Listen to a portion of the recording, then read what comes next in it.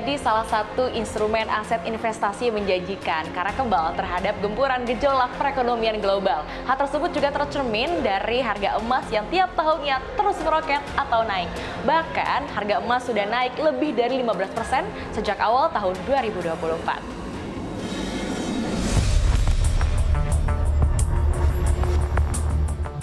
Harga emas baik dalam bentuk fisik maupun digital terus mengalami fluktuasi yang signifikan, dipengaruhi oleh berbagai faktor ekonomi global.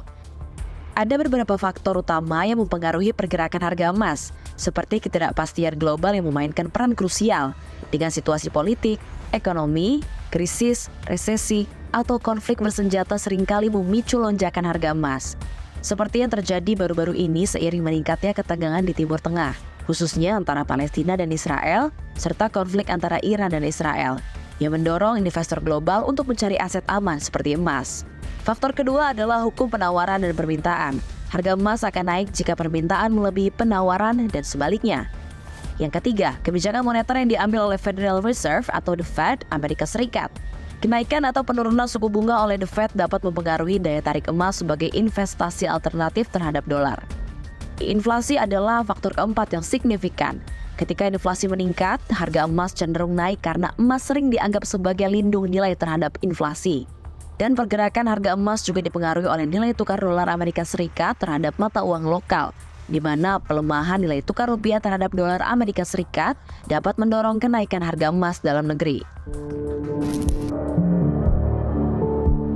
Emas menjadi elemen penting dalam cadangan devisa negara. Berdasarkan data US Geological Survey, mencapai 59.000 ton dan produksi emas global mencapai 3.000 ton pada tahun 2023, turun sebesar 60 ton dibanding tahun 2022. Negara yang memiliki cadangan emas terbesar di dunia ditempati oleh Australia, sebesar 12.000 ton. Berdasarkan data Nasdaq, Australia mempunyai peran penting dalam pasukan logam kuning global.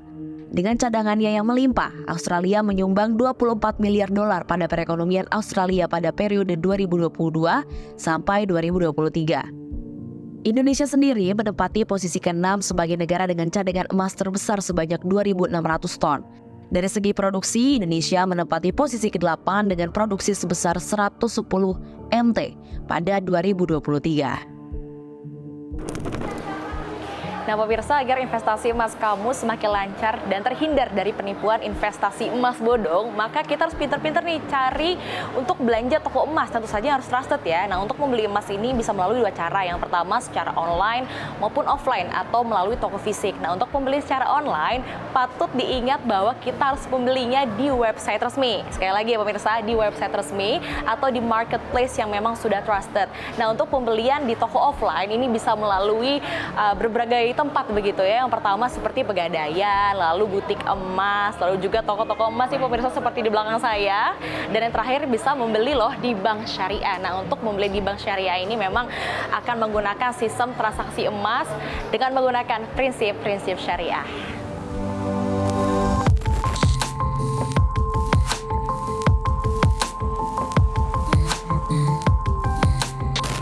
Nah pemirsa, saat ini saya sudah berada di salah satu toko emas di Cikini Gold Center. Saya akan menjual emas saya nih sebesar 10 gram ya. Ini emas logam mulia, antam. Saya punya 10 gram emas logam mulia nih. Ini untuk saya jual kira-kira kena berapa ya kok sekarang? Boleh dicek kok. Ini diterima dengan harga 1.250.000. Oh, ini kalau jual dapat 1.250.000 kok. Jadi kalau 10 gram ini jadi 12.500.000. 12.500.000 ya. Oke kok. Kok emang kalau sekarang harga jual harga beli berapa sih kok?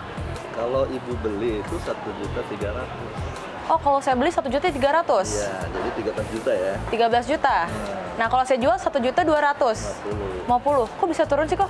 Tentu dong, kalau nggak ada turunnya, nggak ada selisihnya, nggak ada untungnya toh. Oh iya. Tapi dia lebih kecil spread jual belinya kerugiannya dibanding kalau kamu beli perhiasan dengan nilai yang sama besarnya. Oke, berarti turunnya berapa persen tuh kok kira-kira? Ya, berapa persen ya? Ya cuman 5.000 per gram. 5.000 per gram ya. Nah pemirsa, ini emas Untuk saat ini harga jualnya itu ada di angka 1.250.000 untuk per gramnya. Kalau misalnya 10 gram berarti saya dapat 12,5 juta gitu. Nah, kalau misalnya untuk harga beli saat ini logam mulia dihargai sebesar 1.350.000 per gramnya atau 13,5 juta untuk 10 gramnya. Ya udah kok, saya jual aja deh, butuh uang nih. Makasih kok. Oke, makasih. Sejauh ini apakah emas menjadi investasi menjanjikan? Ya kalau menurut pendapat saya sih memang sangat menjanjikan. Kenapa? Karena keuntungannya kan apalagi sekarang kan emas kan setiap tahun kan harganya naik. Jadi sangat kalau kita investasi emas sangat menguntungkan untuk kita. Terus aman dari inflasi juga? Ya aman dari inflasi juga sih. Oke. Saat ini berarti lagi ngejual emas ya? Iya, rencana mau ngejualin sih. Boleh tahu harga beli pada saat itu, terus sekarang kenanya berapa nih keuntungannya dari jual? Waktu kalau nggak salah 2 tahun lalu sih sekitar 900 kalau nggak salah. Terus tahun ini sekitar 1,2-an kalau nggak salah. 2 ya? Iya. Ngejual emas berapa gram? Rencana mau sekitar 10 gram sih. 10 gram ya? Iya. Oke, berarti untungnya lumayan besar ya? Iya. Oke, terima Ya. kasih.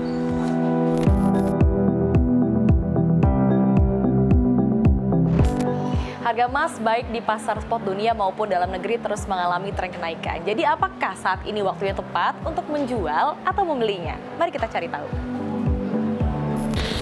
Tergantung dari sudut pandangnya ya. Kalau untuk investasi jangka panjang, emas selalu jadi primadona harusnya ya. Karena dia kan salah satu aset investasi yang lindung nilai. Jadi memang secara jangka panjang cenderung harganya mengalami kenaikan gitu. Tapi buat orang-orang yang memang untuk short term investment gitu, tidak disarankan ya. Karena memang sekarang harganya sudah cukup tinggi gitu. Jadi memang tergantung dari sudut pandang investasinya, sudut pandang mana yang dilihat gitu. Kalau jangka panjang is okay, tapi kalau untuk jangka pendek, I think it's not a good point ya untuk masuk sekarang gitu. Kalau untuk investor pemula, apakah disarankan buat beli emas saat ini? Ya, emas ini kan sebenarnya salah satu instrumen yang resikonya cukup rendah ya, karena memang dia salah satu instrumen lindung nilai. Di tengah gejolak suku bunga gitu ya, nilai tukar yang terus melambung gitu ya, emas ini jadi salah satu instrumen yang menarik sebenarnya. Dan buat pemula oke-oke aja kalau emang mau masuk ke emas, tapi ya itu tadi mungkin harus long term ya, bukan untuk short term investment gitu, supaya lebih untung gitu. Dan resikonya akan jauh lebih rendah juga gitu. Kira-kira kalau saat ini memang waktunya tepat, kalau misalnya bagi teman-teman investor pemula yang belum yakin nih, sebaiknya nunggu harga turun, ada kemungkinan turun, dan nunggu harga turun, apa gak apa-apa sekarang aja dengan mindset short long term investment nih Kak?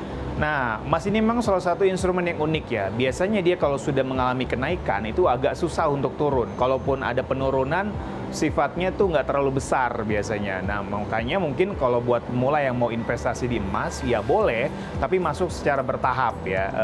Bertahap, cicil, kayak dollar cost averaging strategi, tapi mindsetnya memang harus long term. Jadi emas ini bukan sarana investasi yang cocok untuk di trading kayak saham ataupun reksadana gitu ya. Tapi memang dia lebih cocok untuk lindung nilai investasi yang lain, lindung nilai keuangan, dan memang cocoknya untuk investasi yang jangka panjang gitu. Kalau mau resikonya rendah dan keuntungannya bisa maksimal gitu.